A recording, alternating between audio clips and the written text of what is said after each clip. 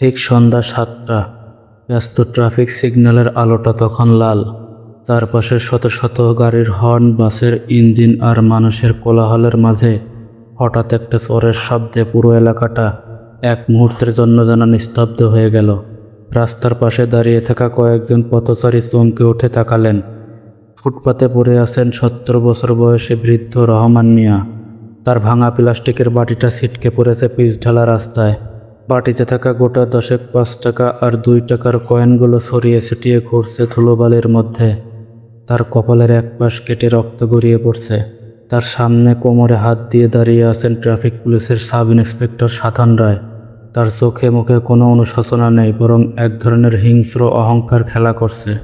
হারামজাদা ভিখারি কোথাকার, তোর এত বড় সাহস! পুলিশকে জ্ঞান দিস? সোজা আঙ্গুলে ফি না উঠলে আঙ্গুল বাঁকা করতে আমার ১ সেকেন্ডও সময় লাগবে না। সাধন রায়ের কর্কশ কণ্ঠস্বর চারপাশের কোলাহলকে ছাপিয়ে গেল। রহমান মিয়া কাঁপতে কাঁপতে মাটি থেকে ওঠার চেষ্টা করলেন। তার পরনে ময়লা লুঙ্গিটা হাঁটু পর্যন্ত উঠে গেছে।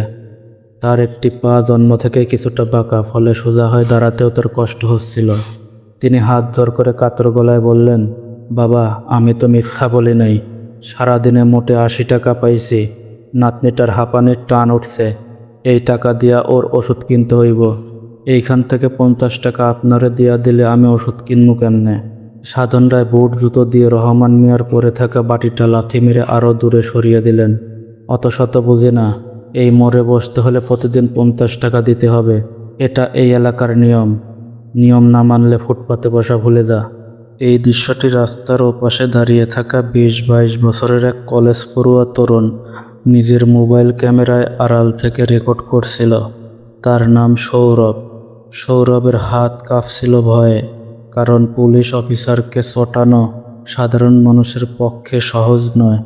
কিন্তু নিজের চোখের সামনে একজন অসহায় বৃদ্ধের উপর এই অত্যাচার দেখে সে নিজেকে ধরে রাখতে পারল না। আশেপাশে সাধারণ মানুষ থমকে দাঁড়িয়েছিল ঠিকই, কিন্তু কেউ এগিয়ে আসার সাহস পাচ্ছিল না। এদেশে পুলিশের ক্ষমতা আর তাদের লাঠির জোরের সামনে সাধারণ মানুষের প্রতিবাদ প্রায়শই নীরব হয়ে থাকে। সাধন রায় রহমান মিয়ার পকেট তল্লাশি করে জোর করে ৮০ টাকায় কেড়ে নিলেন এবং বুক ফুলিয়ে নিজের বাইকের দিকে এগিয়ে গেলেন। রহমান মিয়া তখনও রাস্তায় পড়ে কাঁদছেন। ছেঁড়া টাকার নোট আর ছড়িয়ে থাকা কয়েনগুলো। তার কাছে শুধু টাকা ছিল না, ছিল তার ছোট্ট নাতনি মিমির এক রাতের শ্বাস নেওয়ার ভরসা। এই ঘটনার পর যা ঘটল তা কেবল সাধন রায় কেন, দেশের কোনো মানুষ কল্পনাও করতে পারেনি। একটি সাধারণ ভিডিও কিভাবে পুরো দেশের প্রশাসনিক কাঠামোকে নড়িয়ে দিতে পারে তা সেদিন প্রমাণিত হয়েছিল। বাড়ি ফিরে সৌরভের মনটা ছটফট করছিল। সে ভিডিওটি কম্পিউটারে নিয়ে একটু এডিট করল। ব্যাকগ্রাউন্ডে কোনো চটকদার গান বা শব্দ দিল না, কেবল বাস্তব শব্দগুলোই রেখে দিল, যাতে রহমান মিয়ার সেই কান্নার আওয়াজ আর সাধন রায়ের কর্কশ গলার হুমকি স্পষ্ট শোনা যায়। সৌরভ ভিডিওটি সামাজিক যোগাযোগ মাধ্যমে পোস্ট করল এবং ক্যাপশনে লিখল, একজন ক্ষুধার্ত বৃদ্ধের ৮০ টাকা কেড়ে নিল রক্ষক নামের ভক্ষক। আইনের হাত কি কেবল দরিদ্রদের শ্বাসরোধ করার জন্য? ফেসবুক এবং ইউটিউবে ভিডিওটি পোস্ট করার পর প্রথম ১ ঘন্টায় মাত্র কয়েকটি ভিউ হলো, কিন্তু রাত ১২টার পর নাটকীয় পরিবর্তন শুরু হলো। দেশের একজন অত্যন্ত জনপ্রিয় সামাজিক ও মানবাধিকার কর্মী ভিডিওটি নিজের প্রোফাইলে শেয়ার করলেন। এরপর থেকেই ভিডিওটি দাবানলের মতো ছড়িয়ে পড়তে শুরু করলো। সকাল ৮টার মধ্যে ভিডিওটির ভিউয়ার সংখ্যা ছাড়িয়ে গেল ৫০ লাখ। হাজার হাজার মানুষ শেয়ার করতে লাগলো। কমেন্ট সেকশন ভরে উঠল তীব্র ক্ষোভ আর অপমানে। দেশের সাধারণ মানুষ যারা প্রতিদিন কোনো না কোনোভাবে ছোট বড় দুর্নীতির শিকার হয়, তারা রহমান মিয়ার কান্নার মধ্যে নিজেদের অসহায়ত্ব দেখতে পেল। ইউটিউবের বিভিন্ন নিউজ চ্যানেল এবং স্বাধীন সাংবাদিকরা এই ঘটনা নিয়ে প্রতিবেদন তৈরি করতে শুরু করলেন। সামাজিক যোগাযোগ মাধ্যমে হ্যাশট্যাগ ট্রেন্ডিং হতে শুরু করল, জাস্টিস ফর রহমান মিয়া। সকাল ১০টার দিকে সাধন রায় যখন নিজের থানায় বসে চা খাচ্ছিলেন, তখন তার মোবাইল ফোনটি অনবরত বাজতে শুরু করল। তার এক সহকর্মী কনস্টেবল হন্তদন্ত হয়ে ঘরে ঢুকল। স্যার, সর্বনাশ হয়ে গেছে। কনস্টেবলের মুখে আতঙ্কের ছাপ। কি হয়েছে, এত চেঁচাচ্ছিস কেন? সাধন রায় চায়ের কাপে চুমুক দিয়ে বললেন, কাল বিকেলে আপনি যে বুড়ো ভিখারিটাকে মেরেছিলেন সেই ভিডিও এখন ইন্টারনেটে ভাইরাল। ডিসি স্যার আপনাকে এখনই ওনার অফিসে ডেকে পাঠিয়েছেন। পুরো মিডিয়া থানার সামনে জটলা করেছে। সাধন রায়ের হাতের চায়ের কাপটা টেবিলের উপর সশব্দে পড়ে গেল। তার কপাল বেয়ে এক ফোঁটা ঘাম নেমে এলো। তিনি ভাবতেই পারেননি একজন সামান্য ভিখারির গায়ে হাত তোলার জন্য তার চাকরি এবং সম্মানের উপর এমন বড় আঘাত আসতে পারে। ডিসি অফিসে যখন সাধন রায় পৌঁছালেন তখন সেখানকার পরিবেশ অত্যন্ত উত্তপ্ত। ডিসি মহোদয় রাগে কাঁপছিলেন। সাধন, তোমার কি বুদ্ধি শুদ্ধি লোপ পেয়েছে? ক্যামেরার সামনে একজন বৃদ্ধ মানুষকে মারছো, তাও আবার মাত্র 50 টাকার জন্য। পুরো পুলিশ বিভাগের মুখে চুন কালি মাখিয়ে দিয়েছ তুমি। ডিসি সাহেব টেবিল চাপড়ে উঠলেন। সাধন রায় হাত কষলে কাঁচুমাচু হয়ে বললেন, স্যার, ভুল হয়ে গেছে। ওই বুড়োটা আমার সাথে খারাপ ব্যবহার করেছিল। আর ও আসলে ভিখারি না স্যার, ও একটা পকেটমার। নিজেকে বাঁচানোর জন্য ভিখারির নাটক করছিল। ডিসি সাহেব ঠান্ডা চোখে তাকালেন। পুলিশ ডিপার্টমেন্টে এত বছর চাকরি করে এই পুরনো স্ক্রিপ্ট আওড়াচ্ছ? জনগণ এখন বোকা নয়। এই ভিডিওর পর তোমার এই সাফাই কেউ বিশ্বাস করবে না। তবে হ্যাঁ, আমাদের ডিপার্টমেন্টের সম্মান বাঁচাতে একটা ব্যবস্থা নিতেই হবে। পুলিশ প্রশাসনের পুরনো কৌশল অনুযায়ী সাধন রায়কে তৎক্ষণাৎ সাময়িক বরখাস্ত বা সাসপেন্ড করা হলো। একটি তদন্ত কমিটি গঠন করা হলো, যার মেয়াদ দেওয়া হলো 14 দিন। প্রশাসনের ধারণা ছিল সাময়িক বরখাস্তের খবর বাইরে এলে জনগণের ক্ষোভ কিছুটা শান্ত হবে এবং কয়েকদিন পর নতুন কোনো বড় খবর এলে মানুষ এই ঘটনা ভুলে যাবে। কিন্তু এবার তা হলো না। মানুষ আর বোকা বনে যেতে রাজি ছিল না। জনপ্রিয় ইউটিউবার ও অনুসন্ধানী সাংবাদিক অমিত সেন এই ঘটনার পেছনের সত্যতা উদ্ঘাটন করতে মাঠে নামলেন। তিনি কেবল সাধন রায়ের শাস্তি চাননি, তিনি জানতে চেয়েছিলেন কে এই রহমান মিয়া, কেন তিনি এই বয়সে এসে ভিক্ষা করছেন। অমিত সেন তার ক্যামেরা টিম নিয়ে শহরের উপকণ্ঠে অবস্থিত একটি বস্তিতে পৌঁছালেন। জীর্ণ একটি টিনের ঘরের সামনে প্রতিবেশীরা জটলা করে দাঁড়িয়েছিল। ঘরের ভেতর থেকে এক শিশুর কাশির শব্দ ভেসে আসছিল। অমিত ঘরে ঢুকে দেখলেন জীর্ণ বিছানায় শুয়ে আছেন রহমান মিয়া। তার মাথায় সাদা ব্যান্ডেজ বাঁধা। পাশে বসে একটি 7-8 বছরের মেয়ে তার কপালে হাত বুলিয়ে দিচ্ছে। মেয়েটির চোখগুলো বড় বড়, কিন্তু অপুষ্টি আর অসুস্থতায় তা কোটরে ঢুকে গেছে।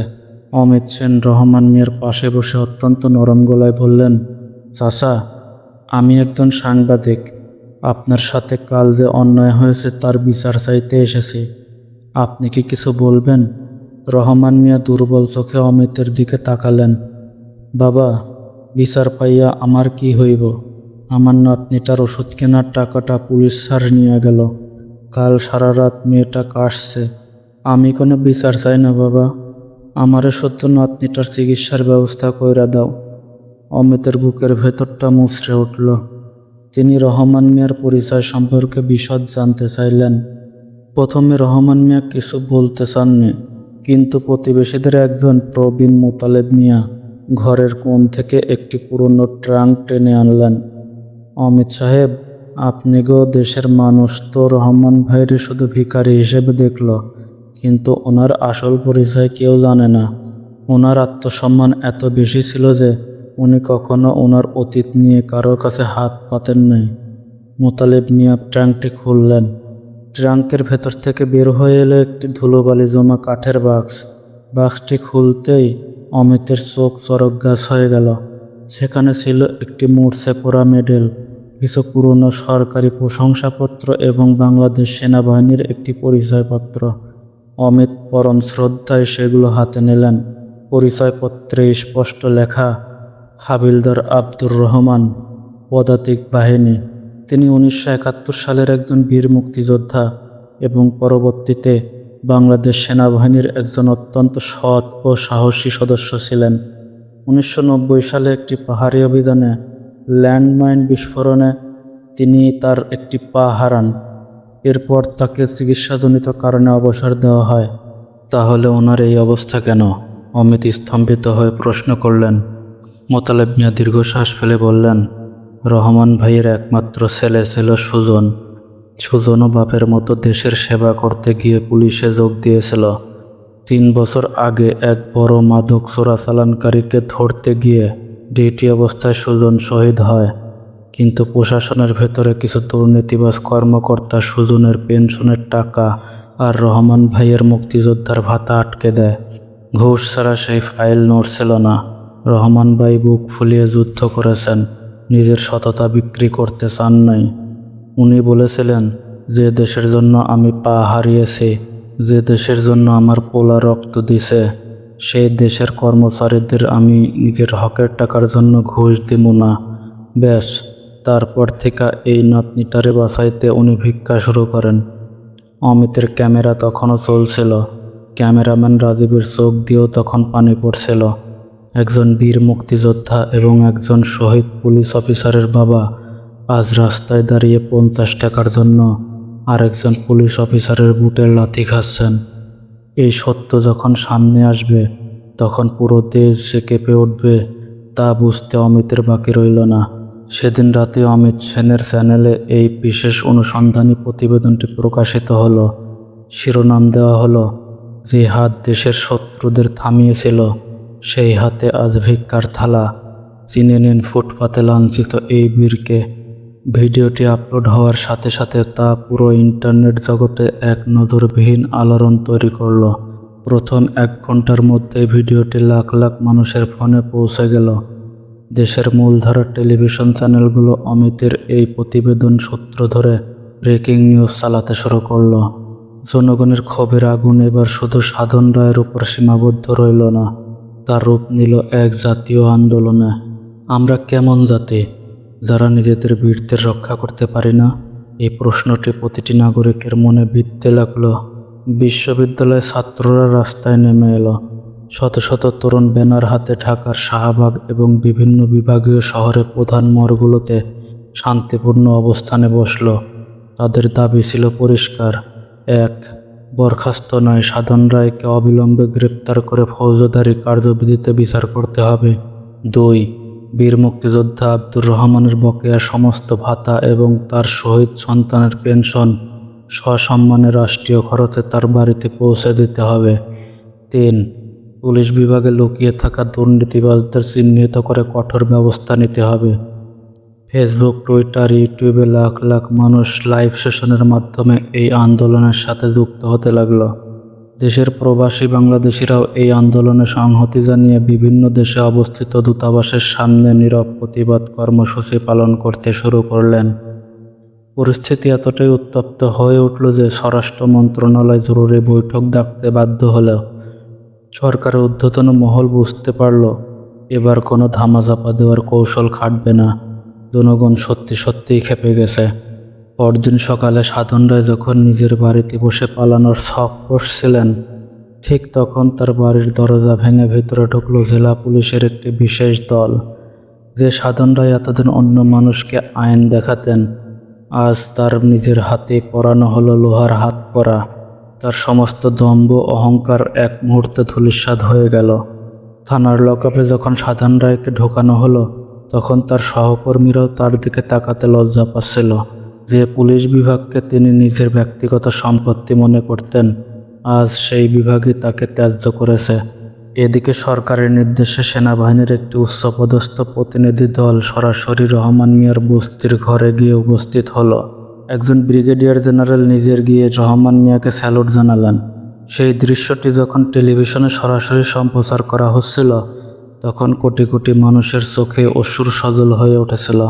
সেনাবাহিনীর পক্ষ থেকে জানানো হলো, রহমান মিয়ার নাতনি মিমের সম্পূর্ণ চিকিৎসার দায়িত্ব এখন থেকে সেনাবাহিনীর।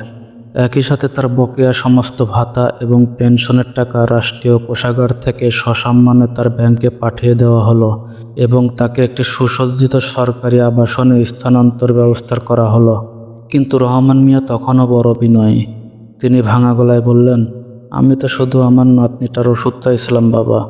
দেশের মানুষের এই ভালোবাসা পাওয়ার যোগ্য আমি না। কয়েক শব্দের মধ্যে সাধন রায়ের বিরুদ্ধে মামলাটি আদালতে উঠল। সারা দেশের মানুষের চোখ ছিল এই মামলার দিকে। দেশের অন্যতম সেরা আইনজীবী ব্যারিস্টার রফিকুল ইসলাম বিনা পারিশ্রমিকে রহমান মিয়ার পক্ষে লড়াই করার সিদ্ধান্ত নেন। আদালতের এজলাসে যখন সাধন রায়কে আনা হলো, তার মাথায় আর সেই গর্বিত টুপি ছিল না, পরনে ছিল কয়েদিদের সাধারণ পোশাক। ব্যারিস্টার রফিকুল ইসলাম আদালতে দাঁড়িয়ে তার গম্ভীর কণ্ঠে সওয়াল জবাব শুরু করলেন। মাননীয় আদালত, এটি কেবল একজন পুলিশের দ্বারা একজন ভিখারিকে মারধরের মামলা নয়, এটি আমাদের জাতীয় চেতনার উপর আঘাত।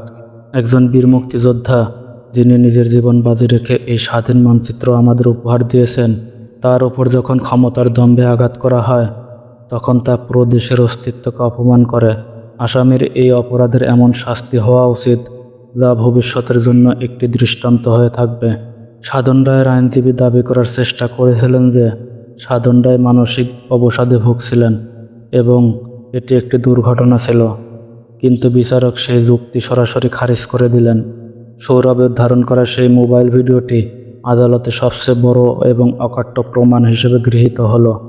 বিচারপতি তার ঐতিহাসিক রায়ে বললেন, আইন শৃঙ্খলা রক্ষাকারী বাহিনীর কাজ হলো দুর্বলকে রক্ষা করা, তাদের উপর অত্যাচার করা নয়। ক্ষমতার অপব্যবহার যখন কোনো সাধারণ মানুষের মৌলিক অধিকার হরণ করে, তখন তা সহ্য করা হবে না।